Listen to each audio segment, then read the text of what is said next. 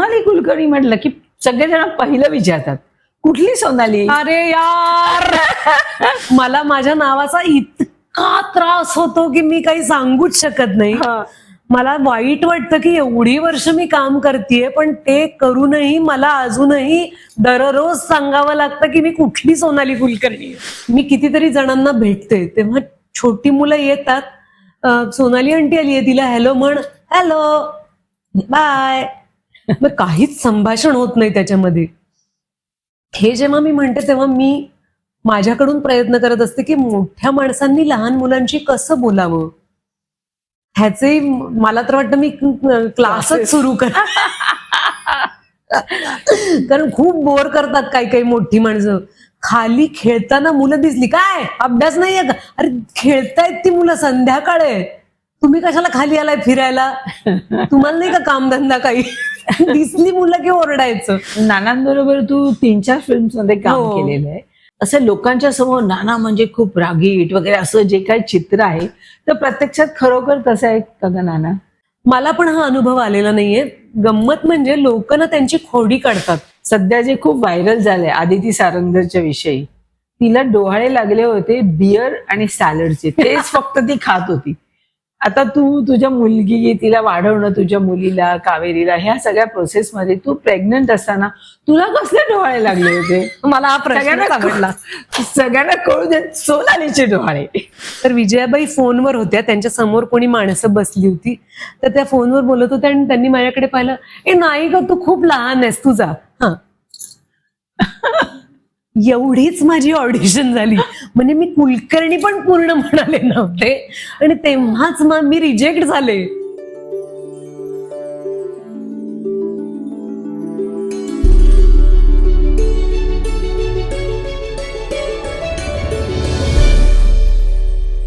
नमस्कार मित्रांनो आणि मैत्रिणींनो. सध्या आपण मुंबईकर काय आणि सगळ्या महाराष्ट्रात आपण त्रासलेलो आहोत. इतकं ऊन आहे, उकाडा आहे, बाहेर पडाव्यासारखं सुद्धा वाटत नाही. पण गेले 8 दिवस थोड्याशा पावसाच्या सरी पडल्यात आणि थंडावा निर्माण झालाय. Cool, so cool. कळलं असेल ना आज कोण आले माझ्यावर गप्पा मारायला? सोनाली कुलकर्णी. हाय सोनाली. हॅलो अमृता. तुला जेव्हा बघते तेव्हा कूलच वाटतं. काही माझ्या स्पॉन्सरनी तुझ्यासाठी गिफ्ट पाठवले, तर प्रथम मी तुला ते गिफ्ट देते आणि तुझं स्वागत करते, मग आपण गप्पा मारूया. ती गोड चालेल. घेऊन ये. सगळ्यात प्रथम हे पुस्तक आहे, कष्टी काव्य संग्रह आहे. मंजिरी निरगुडकर राव हिने आणि हिच्या भावाने ह्या कविता लिहिलेल्या आहेत. दुसरं पुस्तक आहे त्यांच्या दोघांच्या, भाऊ बहिणीच्या कविता कुठेही नाहीये खरंच, पण हे भावा बहिणीने दोघांनी लिहिलेल्या कविता संग्रह आहे. हे दुसरं पुस्तक आहे. पहिला भाग येऊन गेलाय, हा दुसरं पुस्तक आहे. ते खास त्यांनी तुझ्यासाठी. Thank you so much. कारण ते दोघं जण काम करत होते ना, तेव्हा मला माहिती होतं त्यांचं चालू आहे. आणि मंजिरी तुझी सून आहे, माझी धाकटी सून. मला इतकं गोड वाटतं. दोन्ही सुनांना मी ओळखते, दोघी माझ्या इंडिपेंडेंटली मैत्रिणी आहेत आणि तुझ्या सुना आहेत. काय मज्जा. Thank you so much. आता हे निरगुडकर फार्म्सचे सर्व याहू. तुला जास्ती सांगायची गरज नाही. फेवरेट, कारण काय ह्या ब्रँडची मी फॅन आहे. ऑर्गॅनिक प्रोडक्ट आहेत सगळे. अक्षरशः एक मिरची असू दे नाहीतर कुठल्याही भाज्या अप्रतिम असतात. म्हणजे आणि चारू स्वयंपाक पण फार छान करते. मी गेलीये पाहुणचाराला. मस्त मस्त. आता तू दुसऱ्या सुनेला पण ओळखते म्हणाली आहेस. हे सगळे डेंटल हेल्थच्या विषयीचे प्रोडक्ट आहेत. तिला कशामुळे ओळखते मी? कारण मी कोलगेटची मॉडेल होते 3 वर्ष. डॉक्टर शिवानी मयेकरने हे दिलेलं आहे. पुढचं 1 वर्ष तुला डेंटल ट्रीटमेंट फ्री आहे. क्लिनिंग बिलिंग सर्व. सुपर. माझ्यातही शिवानी सारखा उत्साह येऊ दे आणि मी पण सुद्धा उत्साह भरपूर आहेत. डान्स फ्लोअर बंद करतात म्हणजे अशा. अरे चालूच आहे अजून, खूप गिफ्ट आहेत. खूप आहे अजून. हे डॉक्टर GD पोळ फाउंडेशन यांचं हॉस्पिटल आहे आणि कॉलेज आहे, मेडिकल कॉलेज आयुर्वेदाचं. तर त्यांनी तुझ्यासाठी हे प्रॉडक्ट दिले. सगळे प्रॉडक्ट आयुर्वेदाचे आहेत. च्यवनप्राश आहे, मसाज ऑइल आहे, आहेत बघ बरेच. हो, हर्बल टी आहे, हर्बल टी आहे, बरंच काय काय. Wow, thank you. नाईस. हे डॉक्टर पल्लवी प्रधान म्हणून एक आयुर्वेदाची डॉक्टर आहे. ती फेशियल करते. एका फेशियलची किंमत 5,000. तर एक फेशियल तिने तुला फ्री दिलेलं आहे आणि नंतरचे फेशियल जे करतील त्याला ती 10 to 20% जसं असेल त्याच्याप्रमाणे डिस्काउंट देते. त्या नंबर आणि सर्व दिलेलं आहे आणि ती घरी येते सगळं बेड पासून घेऊन घरी. Wow, thank you. आणि तिने लिपस्टिक्स पण दिलेत. हो, या Shade बघू का? या मी दिले. हो बघ ना. हो, तू दिलेस. ह्या मी दिलेल्या मग मी ह्या नक्की वापरीन. मला मेकअप. या लंडनच्या लिपस्टिक आहे. हो, थँक्यू सो मच. आता हे प्रोडक्ट आहेत सिरो कंपनीचे. हे अमेरिकन प्रोडक्ट आहेत आणि एकेका बॉटलची कॉस्ट 4 ते 5,000 तिकडे आहे. या सिरो कंपनीने इकडे आणून त्याचे अनालिसिस केले आणि हे इंडियात बनतात. इंडियात त्याची किंमत 400 ते 500 रुपये आहे. बर. तर हे Amazon वरती खूप म्हणजे खूप पॉप्युलर झाले. यांचे 250 प्रोडक्ट आहेत या कंपनीचे. तर त्याची लिस्ट कार्यक्रम संपताना येते. तर हे पण सगळे वापरून बघ. Thank you so much. हे कावेरीला खूप उपयोगी पडणार आहे. Mosquito repellent. हो, हो, वा वा. हो. कावेरी म्हणजे माझी मुलगी. मुलगी. हे तुला आमच्या फार्मच्या आमची 9,000 आंब्याची झाडं आहेत पुण्याला. तर हे आमच्या फार्मचे आंबे वेगवेगळ्या जातीचे वेगवेगळे आंबे मी तुझ्यासाठी स्पेशल आणले. Wow, thank you so much. घमघमाट येतोय. आहा, परवानगी असती तर मी इथेच खायला सुरुवात केली असते. कसला जातीवंत आंबा आहे. वा वा, थँक्यू सो मच. सगळे वेगवेगळे आहेत. तोतापुरी आहेत, केशर आहे. आता हापूस मात्र नाही, हापूसचा सीझन संपला. पण ह्या सीझनला जे आहेत ते मी तुला थोडेसे आणले. Thank you so much. हाय, मी सोनाली कुलकर्णी. आज मी आली अमृताकडे. अमृता फिल्म्सच्या युट्यूब चॅनलसाठी 1 on 1 या नावाने आम्ही इंटरव्ह्यू करणार आहोत. तुम्ही अमृता फिल्म्सचं हे युट्यूब चॅनल सबस्क्राईब करा. नुसताच इंटरव्ह्यू बघू नका. सबस्क्राईब केल्यावर करणाऱ्या माणसालाही जरा उत्साह येतो की नाही. त्यामुळे नक्की सबस्क्राईब करा आणि आमच्या गप्पा त्या युट्यूब चॅनलवर बघा. सोनाली, आपलं खरं ठरलं होतं आज की आपल्या गप्पा संपल्यानंतर मस्तपैकी जेऊया. आमरस, पुरी, मिसळ, दहीवडा असं सगळा मेन्यू आहे. जेवून झाल्यानंतर आपण नाटकाला जाणार होतो. हो, पण सो सॉरी, कारण मर्डरवाले कुलकर्णी तिचा 100वा प्रयोग आहे वैभवचा आणि भार्गवीचा. तर भार्गवीने मला आठवण केली होती म्हणून मी म्हणलं आपण जाऊया ना मिळून. हो. तर काय झालं, नेमकं आज माझ्या मुलीला 5 वाजता क्लास आहे कथ्थकचा. हो, अच्छा. तर मला ती तिच्या मैत्रिणीकडे गेली आहे. सुट्टी आहे सध्या. तिथून पिकअप करून घरी घेऊन जायचंय. आपण पुढचा प्रयोग गाठूया. चालेल? नक्की नक्की. तिला पण आवड आहे का ग नाटक, चित्रपट या सर्व गोष्टी? तिला कशाची आवड नाहीये. तुझ्यासारखीच. खूप हौशी आहे कावेरी आणि सगळं जाणून घ्यायला आवडतं आणि गप्पा मारायला प्रचंड आवडतात आणि मित्रमैत्रिणींबरोबर बद्दल काही बोलायचं नाही. मी काही म्हंटल ना की ती अमकी अमकी आली होती, काही फारशी बोलली नाही वगैरे. आई भांडायला तयार. काही कुणाला काही बोलायचं नाही तिच्या मित्रमैत्रिणींना. की आता ते सगळे ट्विन्स आहेत ना, 12 पूर्ण. त्यामुळे टीन्स कडे चाललेले ट्विन्स. तर खूप पॉझिटिव्ह आहे मित्रमैत्रिणींच्या बाबतीत. आणि म्हणजे मी कावेरीसाठी एक जाणून बुजून प्रयत्न करत असते की एकतर तिच्या कलानी घ्यावं आणि तिच्या वयाचा होऊन विचार करावा. कारण काय, आपली मुलं आहेत, त्यांना काय आपण कुठे एक्झिबिशनला नेत नाहीये की हे पहा ही आमची मुलं. कावेरी या क्षेत्रापासून अजून तिला अशी सवय नाहीये की रेड कार्पेटवर कसं चालायचं, फोटोसाठी कसं उभं राहायचं. मध्ये ना सोनाली खरेचा सिनेमा होता माय लेक. हो, MY लेक. ती आणि तिची मुलगी या दोघींचा सिनेमा होता. त्यामुळे सोनाली माऊनी बोलवलंय. त्यामुळे कावेरीला अगदी यायचं होतं त्या सिनेमाला, कारण तिला खास निमंत्रण होतं. तर मला इतकी मजा आली कावेरीला बघताना. ती थोडी संकोच होता आणि कसं बोलायचं ते काही माहित नव्हतं. तर काहीतरी स्वतःला सुचेल ते बोलत होती. तर मला फार बरं वाटलं की अजूनही तो विरागसपणा आहे. आणि मी काही तिचे घरात तसे ट्युटोरियल्स घेत नाही की तिथे गेलीस की तू असं पोज कर. भयंकर उत्साह असतो की काय घालू. आणि मग हा सोनाली माऊनी पाठवून. सोनाली ना खूप आवडीने, हे मी सांगितलंच पाहिजे तुझ्या इंटरव्ह्यू मध्ये, काही काही मैत्रिणी का स्पेशल वाटतात मला. तर सोनालीची मुलगी जी आहे सनाया, ती कावेरीपेक्षा जरा मोठी आहे.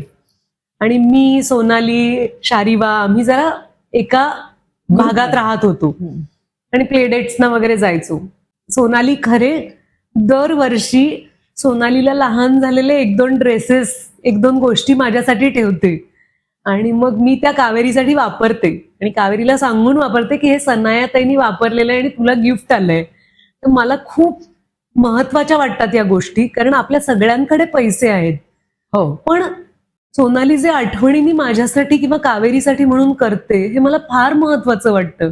तर तसं सोनाली माझ्यासाठी खूप स्पेशल आहे, कारण ती ही मूल्य जपते.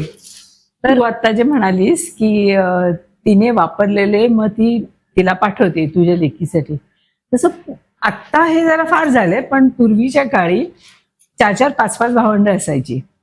मोठ्या बहिणीने घातलेले कपडे 2 नंबरची घालायची, 3 नंबरची घालायची, 4 नंबरची घालायची, मग मी घालायची. म्हणजे किंवा शाळेची पुस्तकं, हो, तीच पुस्तकं पुन्हा आम्ही सगळी भावंड वापरायचो. फार तर फार पानं सुटली तर बाइंडिंग केली जायची आणि त्याच्यात तयार नोट्स, अंडरलाईन केलेलं सगळं तयार मिळायचं. पण आत्ताची मुलं सख्ख्या भावाची पुस्तकं, बहिणीची पुस्तकं पण वापरत आहेत. त्यांना नवीन कोरी पुस्तकं लागतात. खरंच आहे. तर जी एक ती वस्तू वापरताना जे प्रेम निर्माण होतं ते आजकालच्या मुलांना समजतच नाही. मला इतकं पटतंय म्हटलेलं, मी तर या विषयावर एक लेख लिहिला होता आणि मला असं वाटतं मुलांना कळत नाही, पण त्याला कारण पालक आहेत. कारण सगळ्या आई बाबांना असं वाटतं आम्ही कोणासाठी कष्ट करू, आमच्या मुलांना सगळं ब्रँडेड, आम्ही सगळं नवीन आणून देणार. तर मुद्दा तुमच्याकडे पैसे नाहीयेत हा नाहीच आहे. कुणीतरी वापरलेलं जेव्हा आपल्याकडे येतं तेव्हा त्या माणसाचा हात लागलेला असतो. हो. महेश एलकुंचवारांच्या वाडा चिरेबंदीमध्ये तर किती सुंदर उल्लेख आहेत याचे, आणि तो सीन आहे फार छान की हे सगळे दागिने पूर्वापार चालत आलेले माझ्या सासूबाईंना त्यांच्या सासूबाईंकडनं मिळाले, मग त्यांनी मला दिले, आता मी माझ्या सुनेसाठी ठेवलंय. या सगळ्या भावना आहेत ना, ह्या समजून घ्यायला पाहिजेत. आपल्याकडे काही कमी आहे म्हणून आपल्याला देताय कुणी असं नाहीये. तो जिव्हाळा आहे, तो आपलेपणा आहे की तू माझी आहेस. मला हे मला भरूनच येतं. मला ज्या प्रेमाने आपल्याला सासूबाईंनी म्हणा किंवा आईने ही माझी आठवण, तर ती आपण अनेकदा मी बघितले की सासूने की नाही हे जुने दागिने नको, मोडून मॉडर्न करून घ्यायचं. परंतु मी माझ्या सुनांनाही सांगितले मी दिलेले दागिने मोडायचे नाही, असंच ठेवा, कारण हे मला माझ्या आईने दिले किंवा माझ्या सासूबाईने दिले, तुम्ही उद्या तुमच्या मुलांना द्या. हे मी जेव्हा नवीन घर घेतलं तेव्हा कुणी विचारलं की तुला काय गिफ्ट पाहिजे, तुम्ही नवीन घर घेतलं. आता नवीन घरासाठी आपल्या जवळच्या माणसांना आनंद झाला एवढाच आपल्याला पाहिजे असतं. तर माझ्या सासूबाईंनी सांगितलं होतं की या नवीन घरात म्हणजे असं माझ्याकडून काहीतरी छान भरघोस एक वस्तू मी देणार तुम्हाला दोघांना गिफ्ट. तर मी अम्मा म्हणते त्यांना, डॉक्टर शांती पंतवैद्य, अम्मांना मी म्हणलं अम्मा तुमच्या आईची किंवा तुमच्या सासूची तुमच्याकडे असलेली एखादी वस्तू असेल तर ती मला द्या. तर मग अम्मांनी मला एक इतकी सुंदर पळी दिली आहे, त्याला डाग दिलाय, म्हणजे ते वाकल्यावर जरा जोडायला डाग द्यायचे ना पूर्वी, तसा डाग आहे. आणि अशा कितीतरी वस्तू त्यांनी मला दिल्यात आणि ते देताना त्यांनी मला ज्या आठवणी सांगितल्यात त्यांच्या आईच्या, त्यांनी त्यांच्या सासूबाईंना कधी पाहिलं नाही पण त्यांनी ऐकलेल्या गोष्टी त्या खूप आहेत माझ्याकडे. माझ्या सगळ्या नातेवाईकांना मी सांगून ठेवते की मला खूप गिफ्ट हवी आहेत पण ती तुम्ही वापरलेली हवी आहे.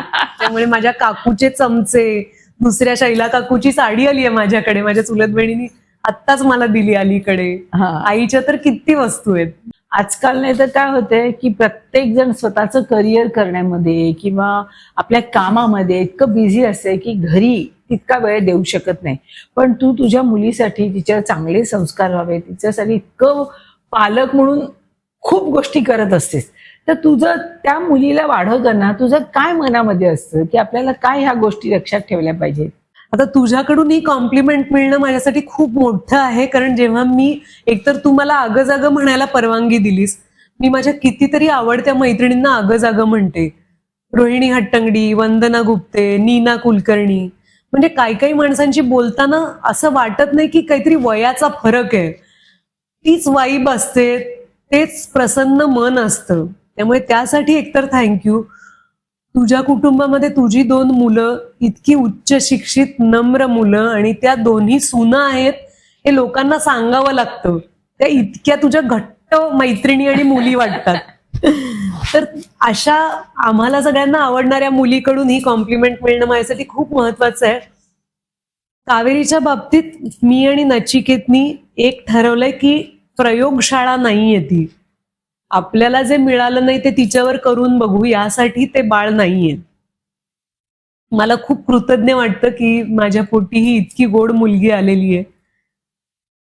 मला ज्या गोष्टी आवडतात त्यात मी तिच्याबरोबर शेअर करते. त्यात मी माझ्यासाठी एक नियम ठेवलाय की मला कावेरीला कधीही हे सांगायचं नाहीये की मी खूप बिझी आहे. मला काम करायला आवडतं हे तिला कळणं फार महत्वाचं आहे. कारण मुलांना प्रेशर येताना मी पाहिलेलं आहे की तुमची आई समर प्रसंग असल्यासारखी तुमच्या करता जय्यत तयारी करते की तुझ्या करता मी करिअर सोडलं, तुझी पेरेंट्स मीटिंग आहे म्हणून मी हाफ डे घेऊन आले, असं कितीतरी आया सुनावताना दिसतात. आणि त्यांच्याकडेही अपरिहार्य परिस्थिती असत असेल, मी नाही म्हणत नाही, पण मला ते करायचं नाहीये. मला कावेरीला सगळ्या गोष्टींमध्ये मजा वाटली पाहिजे. मोठं होणं ही तिच्यासाठी प्रेशरवाली गोष्ट नकोय माझ्या दृष्टीने. मी कितीतरी जणांना भेटते तेव्हा छोटी मुलं येतात, सोनाली आंटी आली आहे, तिला हॅलो म्हण, हॅलो बाय, मग काहीच संभाषण होत नाही त्याच्यामध्ये. हे जेव्हा मी म्हणते तेव्हा मी माझ्याकडून प्रयत्न करत असते की मोठ्या माणसांनी लहान मुलांशी कसं बोलावं. ह्याचे मला तर वाटतं मी क्लासच सुरू कर, कारण खूप बोर करतात काही मोठी माणसं. खाली खेळताना मुलं दिसली, काय अभ्यास नाहीये का, अरे खेळतायत ती मुलं, संध्याकाळ आहे, तुम्ही कशाला खाली आलाय फिरायला, तुम्हाला नाही का कामधंदा काही, दिसली मुलं की ओरडायचं. तर कावेरीच्या बाबतीत मी अशा म्हणजे संभाषण कसं असावं. मी कितीही कामात असताना ती जेव्हा उत्साहाने येते की आई सांगायला, मला तुला काहीतरी सांगायचंय, तेव्हा मी असं म्हणणं की गप ग जरा, ते माझा फोन लागत नाहीये. मला कल्पना आहे की प्रत्येक वेळी काही आपण आदर्श वागू शकत नाही, पण आपण एक छोटा श्वास घेतला आणि हातातल्या कामाला म्हटलं की हा फोन जर 2 मिनिटांनी लागला, काही आकाश कोसळणार नाहीये. तू जे मगाशी म्हणालीस त्याच्यावर सांगते, माझ्या दोन्ही सुना, माझी दोन्ही नातवंड मला माझ्या नावाने बोलतात. किती छान. नाही मी ना इकडे ये, आजी बेजे काही नाही, बेस्ट. त्यामुळे कारण घरी बाकी सगळे जण मीना मीना म्हणतात, ते लहानपणापासून त्यांनी तेच ऐकले, तर ते सून पण मीनाच म्हणते आणि नातवंड पण मीनाच म्हणतात. किती छान. आता मगाशी तू हेमलकसाचा रेफरन्स दिलास म्हणून ते विचारते तुला.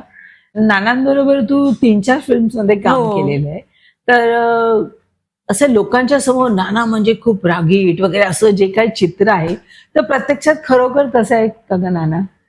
मला खूप वेगळा अनुभव आलाय. मी तर नानांच्या प्रेमात आहे. तर मला आश्चर्य वाटतं का लोक असं म्हणतात खूप रागीट आहे, खूप ओरडून बोलतात वगैरे वगैरे. तर मला तरी अनुभव आला नाही. आता मी तुझा अनुभव विचार. मला पण हा अनुभव आलेला नाहीये. गंमत म्हणजे लोक ना त्यांची खोडी काढतात. आता समजा असं आम्ही बसलोय 2 जण, कुठल्या तरी सीनची प्रॅक्टिस करतोय, डायलॉग्स वगैरे म्हणतोय. आता इथं बसून एखादा लाईटमन फोन करतोय किंवा कुणीही, लाईटमन असं नव्हे पण कुणीतरी तिथे बसून फोन करतोय, अरे तूने क्यों नाही बिल भरा, जाने का ना शाम को. आता अरे बाळा, आम्ही इथे वेगळ्या भावनांची रिहर्सल करतोय. राग येणार की नाही त्या माणसाला? बरोबर आहे. तर कोणाला शिस्त लावायचा प्रयत्न केला तर अरे हे खूप चिडतात. तर आता प्रत्येक माणसाच्या, माझ्यातही एक्सेंट्रिसिटीज आहेत, त्याच्या प्रत्येकामध्ये असतात, पण आपण त्यांना चिडवायलाच बघितलं तर मग एखाद्याचा खरा रंग, रागाचा रंग दिसू शकतो. पण कलाकार म्हणून नाना सरांचं तन्मय होणं मी खूप जवळून पाहिलंय आणि त्यांच्यासारखा होस्टच नाहीये. वेळ लागतं त्यांना, स्वतःच्या हाताने मटण बनवून ठेवायचे आणि ते विकत घ्यायला स्वतः जाणार आणि मग नाही मी करणार, सगळं मी करणार. खूप केअरिंग नेचर आहे त्यांचं आणि एवढं छान नेचर आहे. आणि मराठीमध्ये कुठल्या अभिनेत्यांनी असं स्वतःला हिंदी क्षेत्रामध्ये रोवलंय?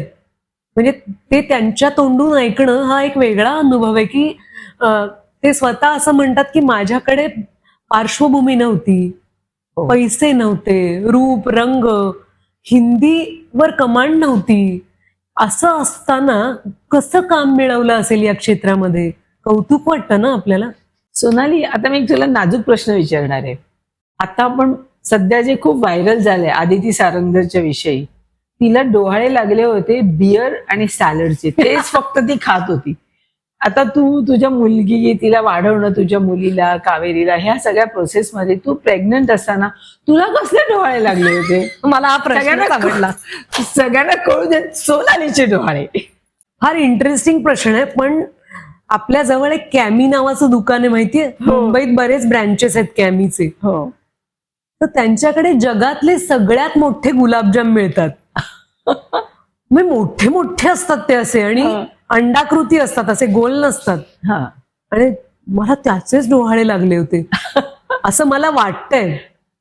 कारण एकतर प्रेग्नंट असताना आता आपण खाऊ शकतो. एरवी कसं मी डॉक्टर आणि बाळाला सगळं मिळायला पाहिजे हे प्रत्येक जण सांगणार. करेक्ट. तू खा, आता तू एकटीच नाही 2 जणांसाठी खाते, तू सगळं खा. खरंच. पण मला हळूहळू असं लक्षात आलं की मला दर आठवड्याला असं वाटतं की माझ्या घराजवळ होतं तेव्हा कॅमी, तर गुलाबजाम म्हणूया असं मला सारखं वाटायचं. आणि मी ते मोठे गुलाबजाम 2-2 खायचे एका वेळेला. आणि नंतर मला नव्हतं माहिती त्याचं ट्रान्सलेशन असं होणार आहे की मला गुलाबजाम नावाचा सिनेमाच करायला मिळाला.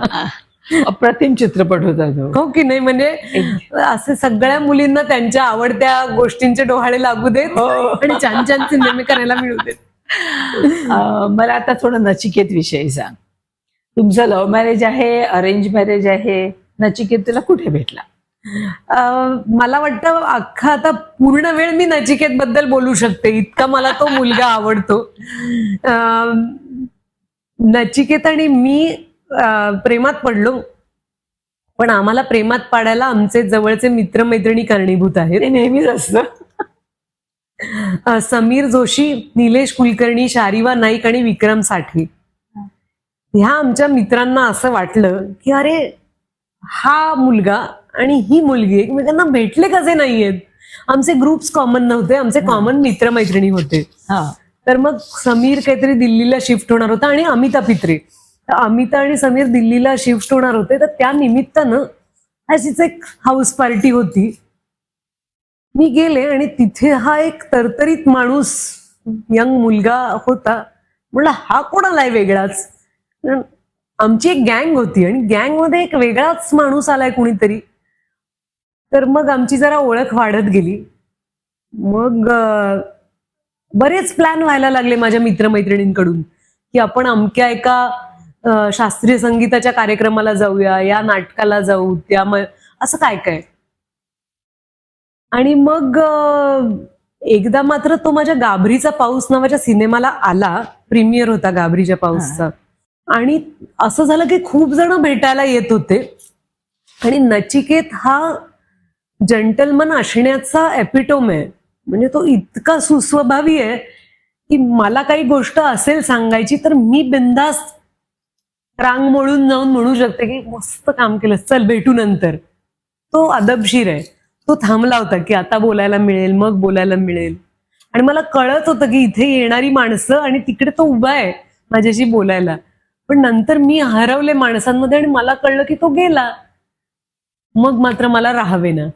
मग मी निलेशकडनं नचिकेतचा नंबर घेतला. म्हणलं अरे मला त्याला थँक्यू तरी म्हणू दे.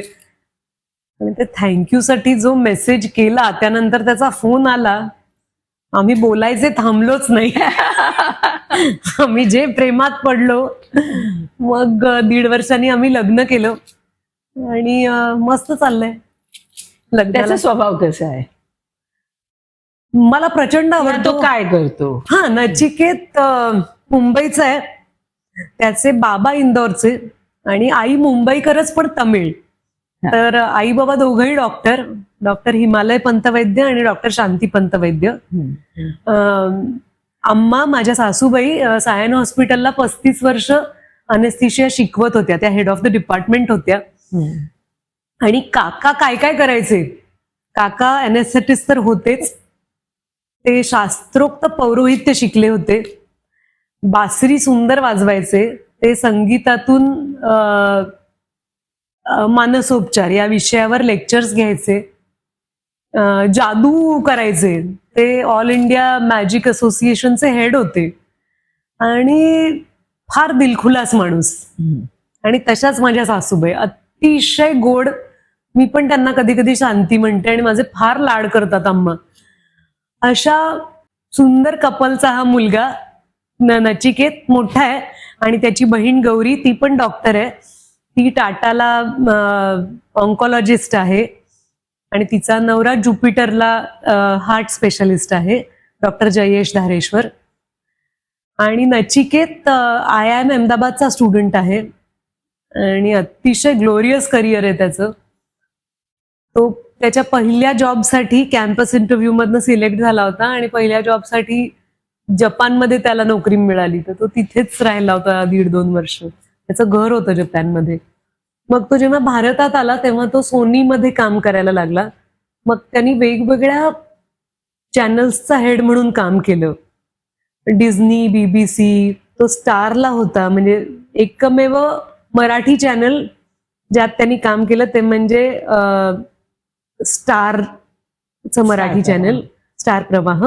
स्टार हिंदीचाही तो भाग होता. मग बालाजी टेलिफिल्म्स मध्ये आणि ऑल्टच्या घडण्यामध्ये त्याचा बराच मोठा हात आहे. आणि अशा तऱ्हेने तो म्हणजे त्याला अनुभव खूप आहे टेलिव्हिजन इंडस्ट्रीचा आणि OTTचा. मी असं का विचारलं असं तर लोकांना हे काही माहीतच नसतं की फॅमिली बद्दल किंवा काही. तर रेग्युलर हे तू कुठल्या सिनेमात काम केलं, हो, कधीपासून खरंच आहे. सुरुवात केली, मला तर इतकी मजा येते गप्पा मारताना की लोकांना हे कळावं की कुठच्या फॅमिलीतून तू आलेली आहेस, की तुझे इतर फॅमिली मेंबर काय काय करतात, तुझ्या मुलीबरोबर कसे संबंध आहे, तुझ्या मिस्टरांबरोबर. कारण हे खूप गरजेचं आहे. जे तुझे फॅन असतील त्यांना हे आज सगळी ही माहिती त्यांना मिळेल. किती छान. स्वयंपाकाचे तुझे किस्से खूप ऐकलेत, शो वरती येतात ते प्रत्येक जण तुझा तो किस्सा सांगतो. एकदा काहीतरी शूटिंग चालू होतं आणि ऍक्सिडेंट झाला, जेवण डब्बा आले नाहीत, तर तू फटाफट कसं सगळं स्वयंपाक केलास. ते सगळं तुला खूप आवडतं स्वयंपाक करायला. खूप. एकदा तर आम्ही अमोल पालेकरांच्या शूटिंगला ओरिसाला गेलो होतो, दायरा नावाचा सिनेमा. आणि भुवनेश्वरला उतरलो आणि आम्ही कोणार्ककडे चाललो होतो गाड्यांमधनं. आणि आम्ही जिथे कुठे थांबायचो तिथे ते म्हणायचे की नाही चालू नाहीये ढाबा, चालू नाहीये ढाबा. असं 4-5 वेळेला झालं आणि भूक लागली सगळ्यांना. तर एके ठिकाणी एका सरदारजींनी सांगितलं की देखो बनाने के लिए सब कुछ है लेकिन बनाने वाला नहीं है, छुट्टी पे है. त्यांचा आचारी नव्हता. तर म्हणलं कुठं आहे तुमचं पीठ, काढा तो कणकीचा डबा. मी घेतली कणिक मळायला, दणादण रोट्या बनवल्या, भाजी टाकली एक आणि अर्ध्या तासात आमची सगळी माणसं खायला बसली होती.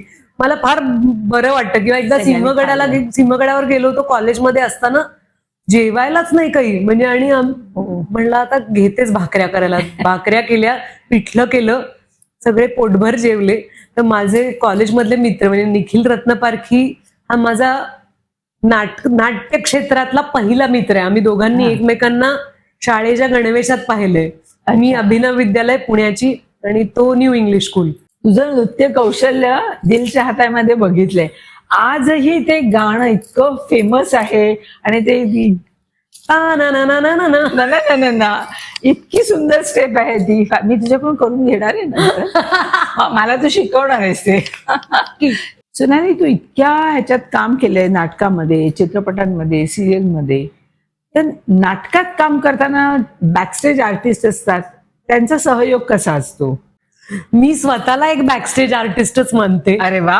आणि त्यामुळे मला प्रत्येक बॅकस्टेज आर्टिस्टचं खूप कौतुक आहे. म्हणजे मला आज अशी थोडी माणसं आहेत या जगामध्ये ज्यांच्यासाठी मला बॅकस्टेज करायचंय.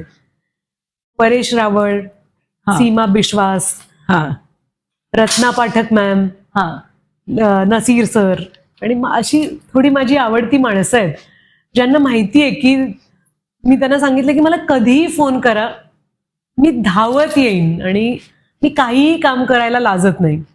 मला स्टेज झाडून घेण्यापासून मेकअप, हेअर या सगळ्या गोष्टी येतात. अभिमान वाटणारी गोष्ट सांगायची ते म्हणजे मला ना कॉलेजमध्ये असताना पहिली 2 वर्ष नाटकात घेतलंच नाही. ते सिनियर्सनी टिपिकल, अरे 11वी-12वीत काम नाही देणार, तू दिसायला चांगली नाहीस, ऍक्टिंग येत नाही वगैरे वगैरे. पण एकतर मला कॉन्फिडन्स नव्हता आणि दुसरं म्हणजे मला असं वाटलं त्यांचं बरोबर आहे. कारण इतर इतक्या सुंदर सुंदर मुली होत्या की मी कधी मला सुंदर मुलींच्या कॅटेगरीत धरलेलंच नाहीये. कारण मी स्वतः उगीच उगीच पण कॉम्प्लेक्स असेल टीनेजचा. मला असं वाटायचं माझे दोन्ही भाऊ काय हँडसम आहेत, किती मस्त टॉल डार्क हँडसम दादा, संदेश तर फेअर टॉल हँडसम असा, आणि मी धड उंच नाही धड बुटकी नाही असं एक वाटायचं बुवा. आणि ह्या कॉलेजमध्ये आणि पुण्याच्या उजक्या काहीतरी काकू टाईप लोक असतात, त्यांनी एक काहीतरी भरवलेलं असतं डोक्यात. हा. तर एनिवे मला तेव्हा पटलं त्या लोकांचं बोलणं, सिनियर लोकांचं, आणि मग मला वाटलं काय करता येईल. एक अगदी चांगला ऑप्शन म्हणजे माझ्यावर किती अन्याय झालाय असं म्हणून रडत बसू शकतो आपण, आणि येणाऱ्या लोकांना सांगू शकतो की मला खूप इच्छा होती ना करायची, होतीच माझी इच्छा, पण मला मिळाला नाही चान्स वगैरे. नाही, असं नाही. तर मी संपूर्ण कपडेपटाची जबाबदारी घेतली. कॉस्ट्युम्स आणि रंगमंच मी सांभाळायला लागले. मग मी लाईट्स शिकले. राजाभाऊ नातू आणि मधू जोशी हे महाराष्ट्र कलोपासकचे दोन्ही आधारस्तंभ, तर त्यांच्याकडे मी लाईट्स शिकले. आणि खरंच मला अक्षरशः एबीसी पासून शिकावं लागलं. कारण राजाभाऊ म्हणाले लाईट्स शिकायचेत. बर, भरतनाट्य मंदिरात भरतला किती लाईट्स आहेत? तर मी म्हणलं खूप. ते म्हणले वा वा, खूप लाईट आहेत का? अच्छा, आणि बार किती आहेत?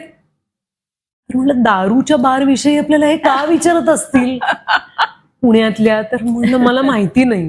तर ते म्हणले जा भरतला आणि किती स्पॉट आहेत, किती बार आहेत ते मोजून ये. तर मग मला मिळालं ना, गृहपाठच मिळाला. मग मी ते गेले भरतला सायकलनी, मोजले.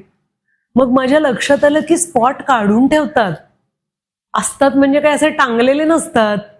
मग ते मोजले, मग ते स्टँडवर कुठून कुठून लावता येतात, फूट देता येतात, हे काही माहीतच नव्हतं. पण मला 11वीत असताना ते कळलं. मग मी माझा नाटकाचं लाईट डिझाईन केलं. 12वी FY SY TY सर्व वर्ष मी माझ्या नाटकाचे सेट आणि लाईट्स डिझाईन केले. आणि मग नंतर पुण्यात एक म्हणजे दुबेजींच्या वर्कशॉप बद्दल सगळ्यांनाच माहितीये, पण तापस सेन यांचं एक वर्कशॉप महाराष्ट्रीय कलोपासकनी पुण्यात आयोजित केलं होतं. त्या वर्कशॉपमध्ये मी अनेक जणांनी भाग घेतला होता, पण मी पण भाग घेतला. आणि त्यामुळे आता नाटक किंवा सिनेमा करताना मला कॅमेरामन बद्दल खूप आदर वाटतो की ते किती, प्रत्येकाची स्टाईल वेगळी असते, कुणाचा की सोर्स कुठून आहे, कसं शॅडो प्ले करणार आहेत. एक संजय जाधवनी रिंगा रिंगा नावाच्या माझ्या सिनेमामध्ये एक शॉट घेतला होता. संपूर्ण गाणं त्याच्यात एका कॅमेरावर घेतलं होतं, बरोबर? एक्झॅक्टली. आणि रिव्हर्स ऍक्शन मध्ये अप्रतिम गाणं ते त्याची कॉन्सेप्ट होती ती. आणि एक शॉट आहे ज्याच्यामध्ये त्याला फक्त हाफ लिट चेहरा दाखवायचा होता माझा, आणि ते मी पण मॅनेज करणं आवश्यक होतं. मला अशी म्हणजे टेक्निकली साऊंड असणं म्हणजे काय की आपल्याला ते कळणं की काय प्रयत्न चाललाय माझ्या सिनेमॅटोग्राफरचा. मला साऊंड डिझायनर बद्दल पण खूप आदर आहे. संजयसाठी तो शॉट आम्ही अचीव्ह केला ना, तेव्हा मला खूप आनंद झाला होता. किंवा अनेक कलाकार असे बोलताना मी बघते की अरे क्या यार माइक का बार बार तुम चेक कर लो ना. अरे उन्होंने चेक किया है, पण तुमचा माईक चालत नाही तर बॅटरी चेक करू दे ना त्याला. तुम्हालाच उद्या डबिंग नाही करावं लागणार. मग डबिंग करावं लागलं तर तुमचे पायलट डायलॉग्स तुम्हाला नीट ऐकू येतील. तर मी खूप आग्रही आहे त्या बाबतीत आणि पॉझिटिव्ह आहे. मी व्हाईट लिली आणि नाईट रायडर हे जे नाटक करते त्या माझ्या बॅकस्टेजच्या टीम बरोबर माझा एक ग्रुप आहे. मी, मिलिंद फाटक आणि माझी व्हाईट लिलीची सगळी टीम, आम्ही खूप ऍक्टिव्ह असतो त्या ग्रुपवरती. आणि मला त्या प्रत्येकाचं महत्व हे वाटतं की नाट्य क्षेत्रावर त्यांची उपजीविका अवलंबून आहे आणि ते माझ्या नाटकासाठी वेळ काढतात. याची किंमत जर मी ठेवली नाही तर मी त्यांना टेपऱ्या, लाईटवाला असं संबोधत राहीन. पण मी त्यांना अतिशय आदराने बघते, कारण ते त्यांचं स्किल मला देऊ करत असतात. आणि त्याच टीम बरोबर जेव्हा मी इंग्लिशमध्ये, हिंदी आणि इंग्लिशमध्ये व्हाईट लिली केलं, तेव्हा परदेशात प्रत्येक ठिकाणी हीच माझी माणसं आली होती. आणि जितकं माझं कौतुक होतं, मिलिंदचं कौतुक होतं, तितकंच आमच्या कर्टन कॉलला या सगळ्यांसाठी पण टाळ्या वाजतात आणि सगळ्यात जोरात टाळ्या माझ्या असतात. अरे वा. आता तू इतक्या मोठमोठ्या दिग्दर्शकांबरोबर काम केलंयस, तर आतापर्यंत तू जे कुठले रोल केले त्यापैकी तुझा आवडता रोल कुठला, की पुन्हा पुन्हा मी हा रोल मला मिळायला पाहिजे करायला असं वाटतं? तुझा आवडता रोल कुठला? अगं बाई अरेच्या 2 हा जो सिनेमा आहे ना, हा. तो सिनेमा केदारनी फार गोड केलाय आणि त्या सिनेमाला तेवढं व्यावसायिक यश मिळालं नाही, पण मला अनेक पुरस्कार मिळत आलेले आहेत देवाच्या आणि प्रेक्षकांच्या कृपेनी, रसिकांच्या किंवा परीक्षकांच्या कृपेनी सुद्धा. पण अगं बाई अरेच्या 2 साठी मला सर्वोत्कृष्ट विनोदी अभिनेत्री हा झीचा पुरस्कार मिळाला होता. विनोदी अभिनेत्री. हो, तर तो मला फार महत्वाचा वाटतो, कारण मला ना माझ्या आजूबाजूच्या सगळ्यांना हसवायला खूप आवडतं. मला फार असं वाटतं की सगळ्यांनी मजेत असावं, मला काहीतरी किस्से सांगायला आवडतात.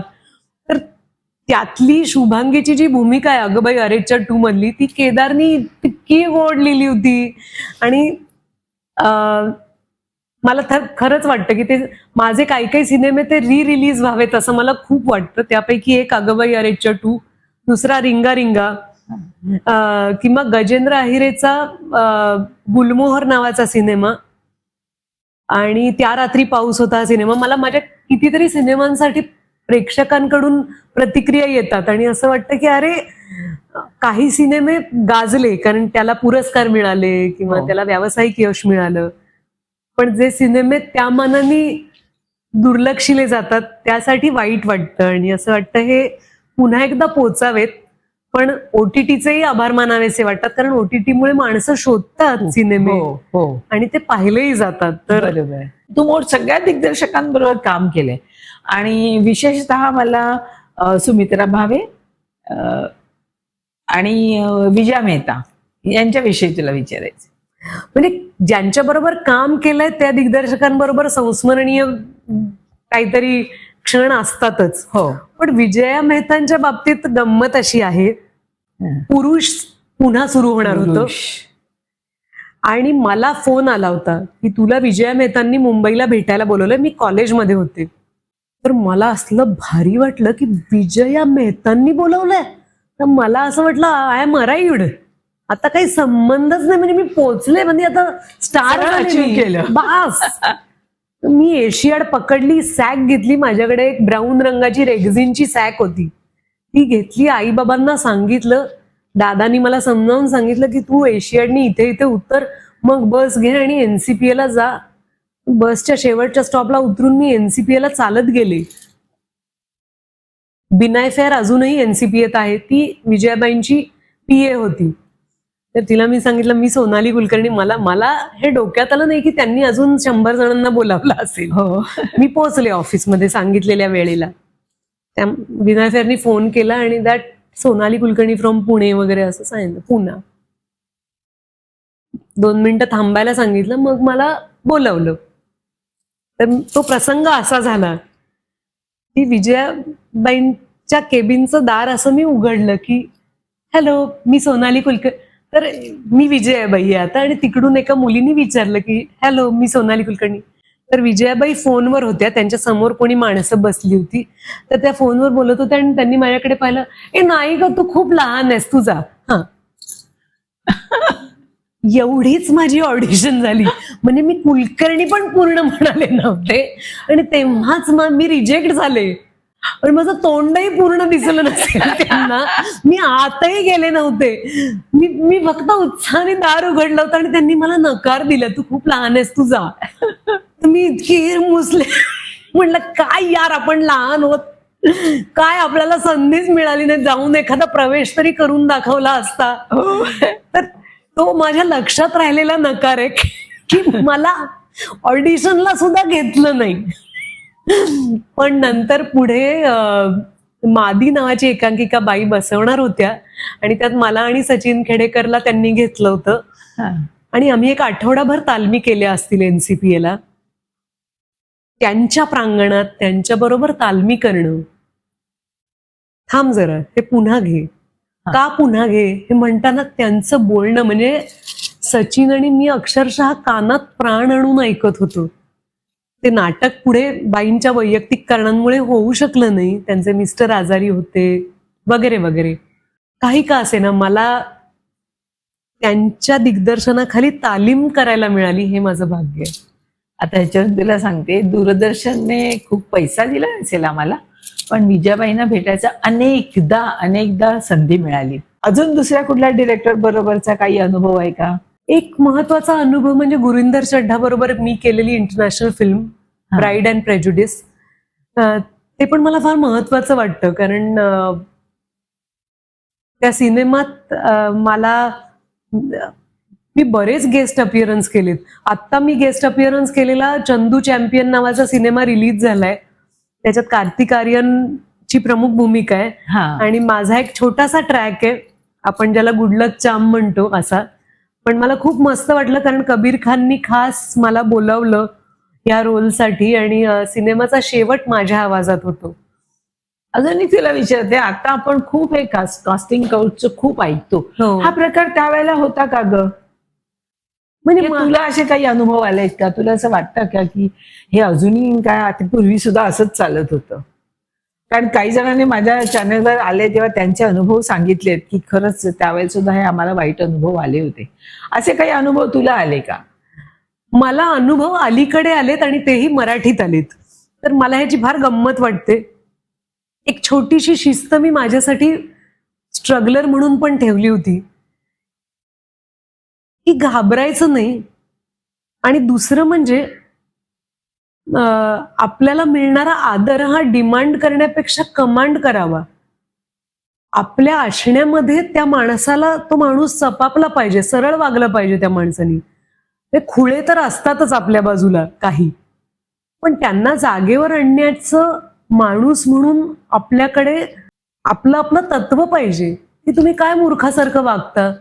तर मी एकदा खूप एका राजस्थानच्या छोट्या गावामध्ये शूट करत होते आणि तेव्हा एक प्रोडक्शनचा माणूस म्हणजे माझ्या प्रेमात एवढा पडला की तो जखमीच झाला. म्हणजे प्रेमात पडून तो आता आत्महत्या वगैरे करेल का काय असं मला वाटलं. आणि मी म्हणलं, अहो सर, मी तुम्हाला ओळखत नाही, मी इथे 8-10 दिवसाच्या शूटिंगला आलेली आणि तुम्ही प्रेमात पडला म्हणून तुम्ही धाक काय दाखवताय मला? मी जबाबदार आहे का तुम्ही माझ्या प्रेमात पडला या गोष्टीला? मी इथे काम करतेय, मी नवीन आहे या क्षेत्रामध्ये, मला असं भिवू नका तुम्ही. मी माझ्या आईबाबांना काय सांगू? त्यांनी तुमचं तोंड नाही पाहिलं ना, मला तुमचं पूर्ण नाव नाही माहिती, आणि तुम्ही काय म्हणता मी प्रेमात पडलं तर मी काय म्हणू? फक्त थँक्यू म्हणेन मी. तुम्ही माझं काम बघा, कदाचित तुम्हाला माझं काम आवडत असेल, पण हे म्हणताना ना आपण माणूस म्हणून थोडे स्थिर पाहिजे मनानी. नाहीतर आपण घाबरायचं, त्याच्यातनं काहीतरी सीन क्रिएट होणार, तो वेडा, बापरे तो काय म्हणेल, तो त्यांनी फाशीच काय फासच लावून घेतला असं, मग मी त्याला हो म्हणाले, मग तो माझ्याबरोबर पुण्याला आला. काही घोळ घालायची गरज नसते. तिथे थांबायचं आपण एक क्षण त्या गोंधळापाशी. आणि माणसं चुकीच्या वेळेला मीटिंगला वगैरे बोलवतात. एकदा एका माणसाने सांगितलं की साडीच नेसून ये माझ्या मीटिंगला. कशात काही नाही, त्यांची गोष्ट काय आहे मला माहिती नाही, कलाकार कोण असणार आहेत ह्याचा पत्ता नाही. तेव्हा एक कोणीतरी भलता सेक्रेटरी होता आणि तो मला म्हणाला, असं कसं, ते जर म्हणतात ते दिग्दर्शक आणि निर्माता आहेत, तू का नाही साडी नेसून आलीस? तर मी म्हणलं, आता सेक्रेटरी लोकांनी आपल्याला आधार द्यायचा का त्यांनी अजूनच भीती घालायची? मी म्हणलं, अहो मला गोष्ट ऐकायला बोलावलंय ना. मग ते मला म्हणाले की आतल्या खोलीत गोष्ट सांगतो. म्हणलं, हे पा, कुठल्या खोलीत गोष्ट सांगणार, त्यापेक्षा गोष्ट काय सांगणार ती सांगा, ते महत्वाचं आहे ना. रस्त्यावर उभं राहून गोष्ट सांगितली तरी प्रॉब्लेम नाही, मला आतल्या खोलीत यायचं नाहीये असं मी सांगितलं. पण तेव्हा ना मी बिचारं नाही वाटून घेतलं. तेव्हा मला ते बिचारे वाटले की किती बावळट माणसं आहेत ही, आपण नाही अन्याय करून घ्यायचा आपल्यावर. आता अलीकडे अनुभव जे आले, मी जे मराठीतले म्हणले, ते इतके फनी होते की मला असं वाटलं की आता मी एस्टॅब्लिश्ड आहे ना, की मला भूमिका ऑफर झाली आहे, म्हणजे मी त्याच्यावर विश्वास ठेवते की मलाच ऑफर झालेली आहे. पण मला पाहता पाहता असं कळलं की नाही, त्यांनी दुसऱ्या कोणाला तरी घेतलं. 8 दिवसांनी सिनेमाचं शूटिंग सुरू होणार आहे. मला नावं घ्यायची नाहीयेत, कारण देव त्यांचं भलं करो, पण त्यांनी मला का फसवलं हा मला पडलेला प्रश्न आहे. की काय इन्सिक्युरिटी असेल त्यांच्या मनामध्ये की त्यांना माझ्यासारख्या माणूस राहू दे, पण मी प्रोफेशनल आहे, मी फार सचोटीने वागलेली आहे या क्षेत्रामध्ये. आणि कित्येक वर्षाचा अनुभव आहे. तर माझ्याशी खोटं बोलावं असं का वाटलं असेल? का नसेल धमक? एक फोन उचलून सांगा, पत्र लिहा, फोन करा, मेसेज टाका की Sonali what ever the reason is, मला घेतलं नाही ह्याच्याबद्दल मला दुःख नाहीये, प्रत्येकाचा हक्क आहे. मी सिनेमा 90% शूट करून झाल्यावरती कुणी काढलं तरी माझं काही म्हणणं नाहीये, कारण त्यांना नसेल पटलं, माझा अभिनय पटला नसेल. पण न सांगणं हे मला फार त्रासदायक झालं होतं आणि अजूनही मला त्याचं उत्तर मिळालेलं नाहीये. आणि त्या माणसांसाठी वाईट वाटतं, कारण ते नजर चुकवतात. कारण या एवढ्याशा क्षेत्रामध्ये आपण एकमेकांसमोर येणारच ना. हो, त्यामुळे त्यांना फार पळापळ होते त्यांची. कशाला असं करायचं? स्पष्ट सांगायचं की नाही बाई, तू सूट नाही वाटत आहेस, दुसऱ्या कोणाला तरी घ्यावंसं वाटतंय. हे का नाही सांगितलं? तुझ्या, कारण शेवटी माझा चित्रपट आहे, त्याच्याऐवजी तुझ्याऐवजी ती व्यक्ती मला योग्य वाटते. कोणाचीच भीती पूर्ण नसते. हक्क आहे त्यांना असं म्हणण्याचं, पण सांगितलं नाही ह्याचं दुःख होतं मला. मला वाटतं या क्षेत्रात जे येऊ इच्छितात किंवा जे नुकतंच ज्यांनी पदार्पण केलंय त्यांच्यासाठी खूप छान गोष्ट सोनालीने सांगितलेली आहे. त्याच्यापासून खूप धडा घेण्यासारखा आहे, नाही का? खरंच गप्पा चांगल्या आहेत, गप्पा रंगल्या आहेत, पण आता आम्हाला ब्रेक हवाय, एक चहा किंवा कॉफीचा. ते घेतोय आणि पुढच्या गप्पा आपण ऐकूया पुढच्या शुक्रवारी. मला माझ्या नावाचा इतका त्रास होतो की मी काही सांगूच शकत नाही. मला वाईट वाटतं की एवढी वर्ष मी काम करतेय, पण ते करूनही मला अजूनही दररोज सांगावं लागतं की मी कुठली सोनाली कुलकर्णी आहे. अलीकडेच मी वाचलं की कियारा अडवाणीचं खरं नाव आलिया आहे, पण तिने तिचं नाव बदललं, कारण या क्षेत्रात ऑलरेडी एक आलिया होती आहे, म्हणजे पण तिचं आडनावही वेगळं होतं. तरी तिने त्या मुलीच्या अस्तित्वाची आणि स्वतःच्या अस्तित्वाची काळजी घेण्यासाठी नाव बदललं. थोडी तरी माझ्या नावाची काळजी घेतली गेली असती तर मला किंचित बरं वाटलं असतं. मी पुरुषांच्या बाजूनी खूप पहिल्यापासून बोलत आलेली आहे. 19 नोव्हेंबर हा मेन्स डे असतो. हे किती जणांना माहितीये? भारतीय पुरुषांना एका वेगळ्या प्रेशरला सामोरं जावं लागतं. 18 वर्षाचे होतात की नाही, 21 वर्षाचे होतात की नाही, तर त्यांना कमाई सुरू करावीच लागते. आज एखादी काही टक्के मुली असं म्हणू शकतात की नाही यार, मी पटकन नोकरी नाही घेणार आहे, कारण माहिती नाही ना, माझं लग्नच करायचं माझ्या घरच्यांच्या मनात आहे. मग तो मुलगा काय करत असेल, मग आय डोंट नो त्याला नोकरी करणं आवडेल की नाही. कुठला मुलगा असं म्हणू शकेल?